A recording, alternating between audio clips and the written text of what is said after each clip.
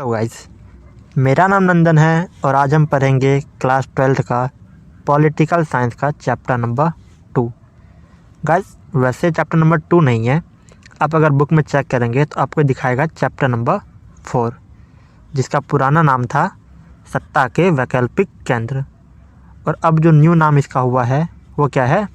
वह है सत्ता के नए केंद्र। गाइस, इस चैप्टर का ये पार्ट 1 होने वाला है और आगे इसके और भी 2 या 3 पार्ट्स आएंगे। और आज की इस वीडियो में हम पढ़ेंगे यूरोपीय संघ और आसियान के बारे में कि ये दोनों संगठन क्या थे। तो चलिए वीडियो को शुरू करते हैं। देखिए, सत्ता के नए केंद्र। सत्ता के नए केंद्र कौन कौन से हैं? पहला है हमारा यूरोपीय संघ, दूसरा आसियान और तीसरा यहाँ दिखाया गया एक देश के बारे में यानी कि चीन। गाइस, इस चैप्टर हम 2 पॉइंट्स और पढ़ेंगे, यानी 2 संगठन के बारे में और पढ़ेंगे। उसमें से एक है हमारा सार्क और दूसरा है हमारा ब्रिक्स। ठीक है, हम इसके बारे में भी आगे पढ़ेंगे। गाइस, ये 2 पॉइंट्स आपके बुक्स में नहीं दिए गए हैं, ये हमें एक्स्ट्रा ऐड हुआ है। अब जो न्यू बुक आएंगे उसमें आपको ये 2 पॉइंट्स देखने को मिलेंगे। ये वीडियो को शुरू करते हैं। देखिए, सबसे पहले हम देखते हैं यूरोपीय संघ, जिसको हम इंग्लिश में बोलते हैं यूरोपियन यूनियन। शॉर्टकट हम कहते हैं इसको EU। देखिए, द्वितीय विश्व युद्ध के समाप्ति के बाद पश्चिमी यूरोप के देश में एकता के पक्ष में माहौल बनना शुरू हुआ। यानी क्या हुआ? जब सेकेंड वर्ल्ड वॉर कब हुआ था? मैंने आपको पीछे ही बताया था कि सेकेंड वर्ल्ड वॉर 1939 से लेके 1945 तक चला था। यानी जब सेकेंड वर्ल्ड वॉर, क्या बता रहा है, समाप्ति के टाइम पे, यानी जब 45 में सेकेंड वर्ल्ड वॉर ख़त्म हुआ, तब क्या हुआ कि इस सेकेंड वर्ल्ड वॉर से सबसे भारी नुकसान हुआ था यूरोप के देशों को। यानी यूरोप के जो भी देश थे उनको बहुत भारी नुकसान हुआ था। तो अमेरिका ने क्या किया कि यूरोप के देशों को आर्थिक मदद करी। यानी कि जो यूरोपियन देश जिनको भारी नुकसान हुआ था उनको क्या किया? अमेरिका ने आर्थिक मदद दी, यानी उनको पैसा दिए। वो किस योजना के तहत दिए? वह दिया मार्शल योजना के तहत। ठीक, मार्शल योजना के तहत क्या किया? अमेरिका ने के देशों की आर्थिक मदद की। अब देखिए, जो हमारा यूरोपीय संघ है वह क्या है? वह यूरोप में स्थित 27 देशों का एक राजनीतिक एवं आर्थिक मंच है। गाइस, देखिए, यहाँ आपको राइट साइड में एक फ्लैग दिखाया गया, एक झंडा दिखाया गया है। यह यूरोपीय संघ का झंडा है और ये स्टार यूरोपियन देशों के बीच एकता को दर्शाते हैं। तो चलिए आगे देखते हैं। देखिए, अगला पॉइंट क्या है हमारा? अगला है हमारा यूरोपीय संघ के गठन के उद्देश्य। यानी जो हमारा यूरोपीय संघ था, इनके गठन यानी कि इस गठबंधन जो हमारा ग्रुप बना, इनका उद्देश्य क्या था? इनका उद्देश्य था एक समान विदेश व सुरक्षा नीति। यानी जो भी देश यूरोपीय संघ में शामिल होगा उनका एक समान विदेश रूल होंगे, विदेश नीति होगा और सुरक्षा नीति होगा। यानी सुरक्षा नीति और विदेश नीति दोनों सेम रहेंगे। ठीक, अगला क्या था? आंतरिक मामलों तथा न्याय से जुड़े मामलों पर सहयोग। यानी आंतरिक मामले जो उनका पर्सनल मैटर होगा यूरोपीय संघ के देशों का, उन पे और न्याय से जुड़े, यानी न्याय से जुड़े जो भी मामले होंगे उनमें क्या होगा कि आपसी सहयोग होंगे सभी का। अगला उद्देश्य क्या था? अगला था एक समान मुद्रा का चलन। यानी जो भी देश यूरोपीय संघ में शामिल है उन सभी देश के अंदर क्या होगा कि एक समान मुद्रा होंगे, यानी एक समान पैसे होंगे उनका। और वो कौन सा पैसा रहेगा? उनका नाम था यूरो। ठीक है, यूरो का चलन था यूरोपीय संघ के अंदर। आगे क्या है? वीजा मुक्त आवागमन। यानी यूरोपीय संघ में शामिल जितने भी देश है उसमें अगर कोई भी देश, यूरोपीय संघ का कोई देश अगर दूसरे देश में एंट्री करना चाहता है तो बिना वीज़ा के वह आवागमन यानी कि सफ़र कर सकता था। केवल यूरोपीय संघ के देश यानी कि यूरोपीय संघ के जो भी देश थे वह आपस में आवागमन करने के लिए कोई वीज़ा का रूल लागू नहीं किए। चलिए आगे देखते हैं। देखिए अगला है हमारा यूरोपीय संघ की विशेषताएं। यानी यूरोपीय संघ जो था इसकी क्या विशेषता थी। देखिए पहली विशेषता क्या है, यूरोपीय संघ ने आर्थिक सहयोग वाली संस्था से बदलकर राजनीतिक संस्था का रूप ले लिया। यानी देखिए मैंने आपको बताया था कि जो अमेरिका था, यूएस था, यूएस ने क्या किया, अब सेकेंड वर्ल्ड वॉर ख़त्म हुआ तब यूरोप के देशों को आर्थिक सहायता दी। ठीक है, स्टार्टिंग में तो आर्थिक सहायता दी, किसके तहत, मार्शल योजना के तहत। लेकिन धीरे धीरे क्या हुआ, यह आर्थिक सहायता धीरे धीरे राजनीतिक का रूप लेने लगा, यानी कि राजनीतिक संस्था का भी रूप लेने लगा। देखिए आगे क्या कह रहा है, यूरोपीय संघ एक विशाल राष्ट्रीय राज्य की तरह कार्य करने लगा। यानी जो यूरोपीय संघ था वह क्या हुआ, एक विशाल राष्ट्र राज्य के तरह काम करने लगा। यानी कि यूरोपीय संघ था वह क्या किया, वह धीरे धीरे पूरे देश को, यानी कि यूरोप में शामिल सभी देशों क्या करने लगा, एक राष्ट्र राज्य की तरह काम करने लगा, पूरे देश को संभालने लगा। और देखिए इसकी क्या विशेषता थी, इसका अपना झंडा था। यानी यूरोपीय संघ का अपना झंडा था जो मैंने आपको पीछे दिखाया। इनका अपना राष्ट्रगान भी था, इनकी अपनी स्थापना दिवस भी थी और अपना इनका मुद्रा भी था, जो कि आपको पीछे मैंने बताया। क्या थी इनकी मुद्रा, वह थी यूरो। ठीक है, आगे देखिए, अन्य देशों से संबंध के मामले में इसने काफ़ी हद तक साझी विदेश और सुरक्षा नीति बना ली है। यानी क्या है कि अन्य देश के मुकाबले में अगर हम देखें तो जो यूरोपीय संघ है इनकी विदेशी और सुरक्षा नीति काफ़ी अच्छी हो गई है। अगला देखिए क्या है, यूरोपीय संघ का झंडा 12 सोने के सितारों के घेरे के रूप में वहाँ एक लोगों की पूर्णता, समग्रता, एकता और मेल मिलाप का प्रतीक है। मैंने आपको पीछे बताया था कि जो यूरोपीय संघ का झंडा है वह कैसा था, वह एक सर्कल टाइप का है और इसके चारों तरफ यानी सितारे हैं, वो किस कलर के हैं, वह है गोल्डन, यानी कि सोने के सितारे हैं। और ये 12 सितारे क्या दर्शाते हैं, यह दर्शाते हैं कि यूरोपीय संघ में जो शामिल देश हैं उनके बीच पूर्णता, समग्रता, एकता और मेल मिलाप को दर्शाते हैं। चलिए आगे देखते हैं। अगला है हमारा यूरोप संघ की विशेषताएं।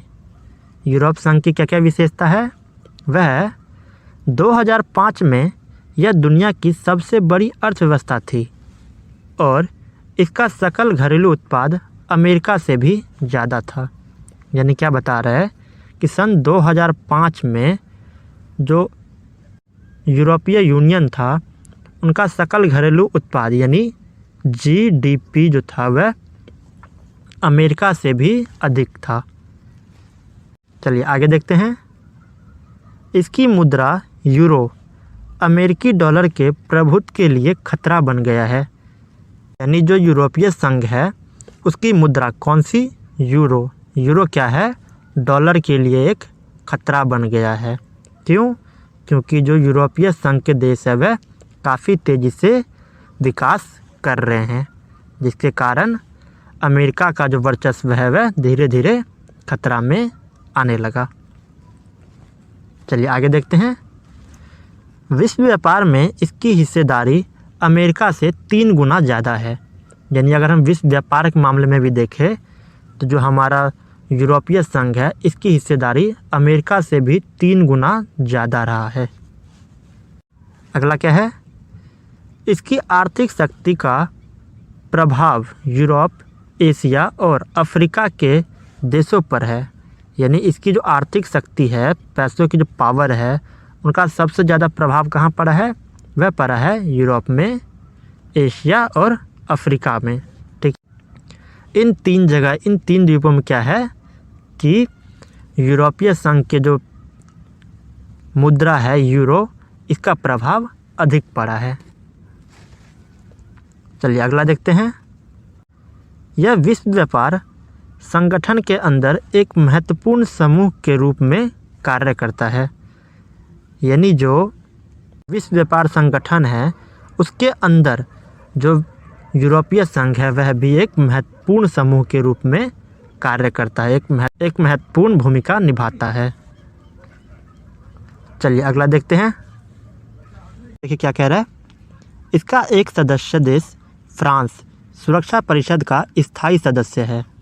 यानी जो फ्रांस है वह क्या है कि यूरोपीय यूनियन में भी शामिल है और सुरक्षा परिषद में भी शामिल है। यानी कि फ्रांस सुरक्षा परिषद का एक स्थायी सदस्य है। इसके चलते यूरोपीय संघ अमेरिका समेत सभी राष्ट्रों की नीतियों को प्रभावित करता है। यानी फ्रांस की वजह से क्या होता है, जो यूरोपीय संघ है वह अमेरिका के साथ साथ सभी राष्ट्र की नीति, जो जितने भी राष्ट्र की नीति है उनको भी क्या कर रहा है, प्रभावित करता है। चलिए अगला देखते हैं। यूरोपीय संघ का सदस्य देश फ्रांस परमाणु शक्ति संपन्न है। यानी जो फ्रांस है उसके पास क्या है, परमाणु हथियार अवेलेबल है। आगे क्या है, अधिराष्ट्रीय संगठन के तौर पर यूरोपीय संघ आर्थिक, राजनीतिक और सामाजिक मामलों में दखल देने में सक्षम है। यानी जो राष्ट्रीय संगठन के तौर पर अगर हम देखें तो जो यूरोपीय संघ है वह आर्थिक, राजनीतिक और सामाजिक मामलों में दखल दे सकता है, वह सक्षम है। चलिए अगला देखते हैं। अगला क्या है हमारा, यूरोपीय संघ की कमजोरियां। यानी यूरोपीय संघ की कुछ कमी रह गई, कुछ कमियां भी है। अब हम उसके बारे में देखते हैं। देखिए क्या कह रहा है। इसके सदस्य देशों की अपनी विदेश और रक्षा नीति है जो कई बार एक दूसरे के खिलाफ भी हो जाती है, जैसे इराक पर हमले के मामले में हुआ। यानी क्या है कि जो यूरोपीय संघ है इनके जो देश है उनकी अपनी भी एक रक्षा नीति है और इस रक्षा नीति के कारण ही क्या होता है कि कई बार इनके बीच गृह युद्ध समझिए कि हो जाता है, कि इनके आपस के देशों में ही अनबन हो जाती है। और एग्जाम्पल क्या दिया गया है, एग्जाम्पल बताया है इराक पर हमले के मामले में। यानी क्या हुआ था कि जब यूएस ने इराक के ऊपर अटैक किया था तब फ्रांस समेत फ्रांस और जापान इस अटैक के खिलाफ थे, यानी अमेरिका के खिलाफ था, जबकि ब्रिटेन जो था वह अमेरिका के साथ थी। और ब्रिटिश और फ्रांस जो है वह यूरोपीय संघ का देश है, लेकिन फिर भी ब्रिटिश अमेरिका के पक्ष में था। चलिए आगे देखते हैं। यूरोप के कुछ हिस्सों में यूरो मुद्रा को लागू करने को लेकर नाराज़गी है। यानी यूरोप के जो कुछ हिस्से थे उसमें क्या था कि यूरो मुद्रा को लेकर नाराज़गी थी कि कुछ देश जो यूरोपियन संघ के देश थे उनमें से कुछ देश क्या थे कि यूरो को एक्सेप्ट नहीं कर रहे थे। अगला क्या कह रहा है, डेनमार्क और स्वीडन ने मास्ट्रिक्ट संधि और साझी यूरोपीय मुद्रा यूरो को मानने का विरोध किया। यानी जो डेनमार्क और स्वीडन है उसने क्या किया कि यूरो को मानने के लिए इनकार कर दिया, यानी इस पर अपनी नामंजूरी दी। चलिए अगला देखते हैं। यूरोपीय संघ के कई सदस्य देश अमेरिकी गठबंधन में थे। यानी जो यूरोपीय संघ के देश थे वह यूरोपीय संघ के साथ साथ अमेरिका के द्वारा बनाए गए गठबंधन में भी शामिल थे। चलिए आगे देखते हैं। ब्रिटेन यूरोपीय संघ से जून 2016 में एक जनमत संग्रह के द्वारा अलग हो गया। यानी ब्रिटेन ने क्या किया कि जून 2016 में यूरोपीय संघ को त्याग दिया, यानी यूरोपीय संघ से अलग हो गया। अभी तक अगर आपको हमारी ये वीडियो पसंद आ रही हो तो हमारी वीडियो को लाइक करें और हमारे चैनल को सब्सक्राइब ज़रूर करें। ये आगे देखते हैं। देखिए अगला क्या था, दक्षिण पूर्व एशियाई राष्ट्रों का संगठन यानी कि आसियान। आसियान क्या था, आसियान दक्षिण पूर्व एशिया जो है उन देशों का एक संगठन है जिनका नाम क्या दिया गया, आसियान। चलिए देखते हैं आसियान की स्थापना कब हुई। देखिए क्या कह रहा है, अगस्त 1967 में यानी कि अगस्त 1967 में इस क्षेत्र के 5 देश इंडोनेशिया, मलेशिया, फिलीपींस, सिंगापुर और थाईलैंड ने बैंकॉक घोषणा पत्र पर हस्ताक्षर करके आसियान की स्थापना की। यानी कि जो दक्षिण पूर्व एशिया के 5 देश थे, कौन कौन से, इंडोनेशिया, मलेशिया, फिलीपींस, सिंगापुर और थाईलैंड, इन 5 देशों ने क्या किया कि आसियान की स्थापना की। गाइस जो 5 देशों के जो नाम हैं ये आपके पेपर के पॉइंट ऑफ व्यू से काफ़ी इम्पॉर्टेंट है और ये काफ़ी बार पूछा गया है कि वह कौन से 5 देश थे जिन्होंने आसियान की स्थापना की। तो आपको नाम याद रखना पड़ेगा, कौन कौन से थे, वे थे हमारा इंडोनेशिया, मलेशिया, फिलीपींस, सिंगापुर और थाईलैंड। देखिए अगला क्या है, बाद में Brunei, Darussalam, Vietnam, Laos, Myanmar और कंबोडिया को शामिल किया गया और इसकी सदस्य संख्या पहले देखो, पहले कितनी थी, पहले 5 थी, ठीक है, और उसके बाद क्या हुआ कि जो 5 देश थे ये और इसमें ऐड हो गई, जिसके बाद कितनी संख्या हो गई, टोटल 10 हो गया। चलिए आगे देखते हैं। देखिए अगला है हमारा आसियान के मुख्य उद्देश्य। देखिए आसियान का मुख्य उद्देश्य क्या था, पहला था सदस्य देश के आर्थिक विकास को तेज करना, यानी आसियान में शामिल जितने भी देश थे उन देशों का जो आर्थिक विकास था उनको तेज करना आसियान का मुख्य उद्देश्य था। चलिए दूसरा देखते हैं, इसके द्वारा सामाजिक और सांस्कृतिक विकास हासिल करना, यानी आसियान की मदद से सामाजिक और सांस्कृतिक विकास को हासिल करना आसियान का मुख्य उद्देश्य है। तीसरा क्या है, कानून के शासन और संयुक्त राष्ट्र संघ के नियमों का पालन करके क्षेत्रीय शांति और स्थायित्व को बढ़ावा देना, यानी कि कानून के शासन और संयुक्त राष्ट्र संघ जो है यानी कि यूएनओ जो है उनके नियमों का पालन करके और शांति और स्थायित्व को बढ़ावा देना ही आसियान का मुख्य उद्देश्य है। चलिए अगला देखते हैं। अगला है हमारा आसियान शैली। गाइस देखिए आसियान अलग है और आसियान शैली अलग है। याद कीजिए मैंने क्या बताया था, आसियान क्या है, आसियान एक संगठन है यानी कि एक ग्रुप है, बट जो आसियान शैली है वह क्या है, आसियान शैली आसियान को जो चलाने की व्यवस्था है उसे हम कहते हैं आसियान शैली।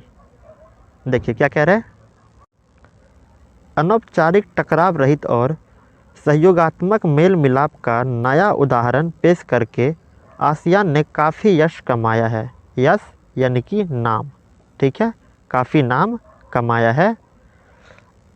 इसे ही आसियान शैली कहा जाने लगा।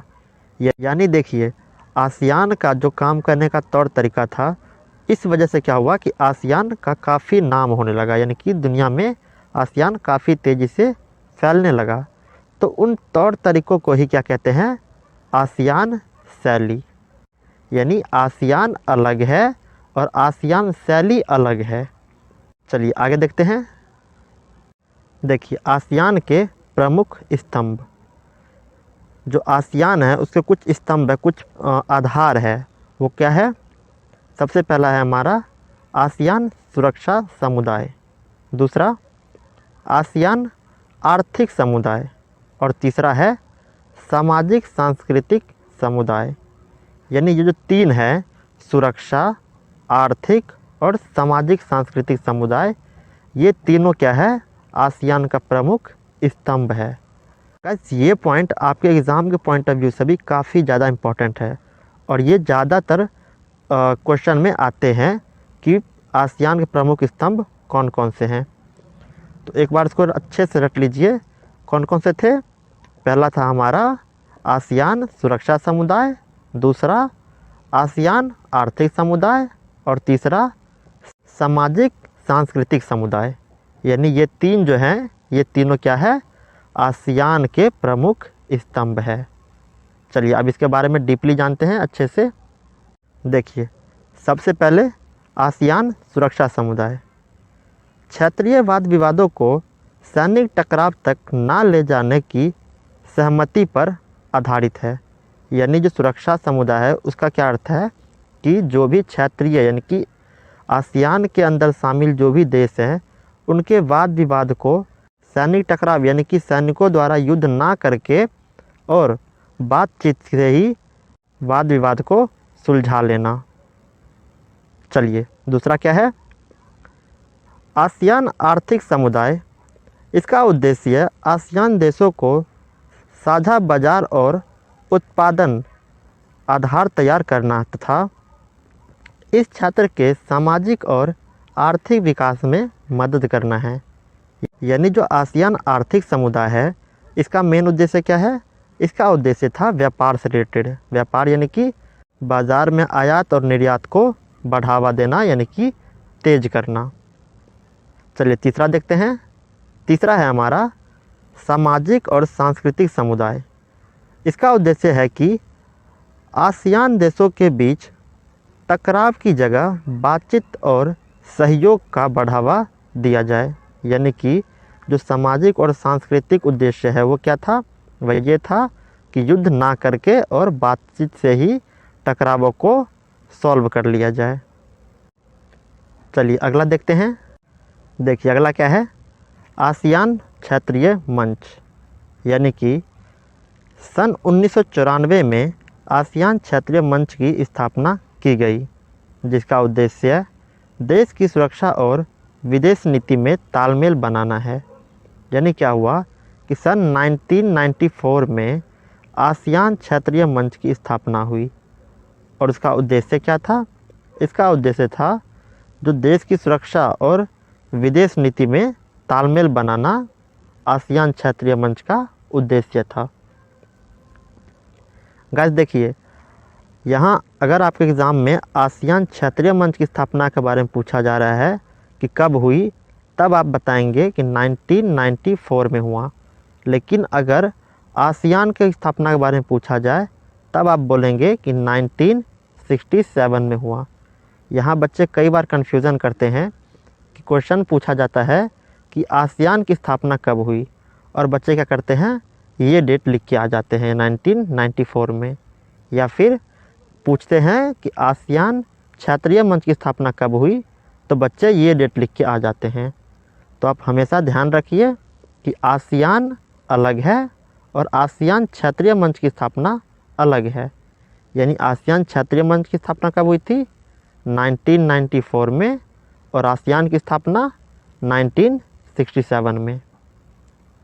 चलिए अगला देखते हैं। आसियान की उपयोगिता या प्रासंगिकता।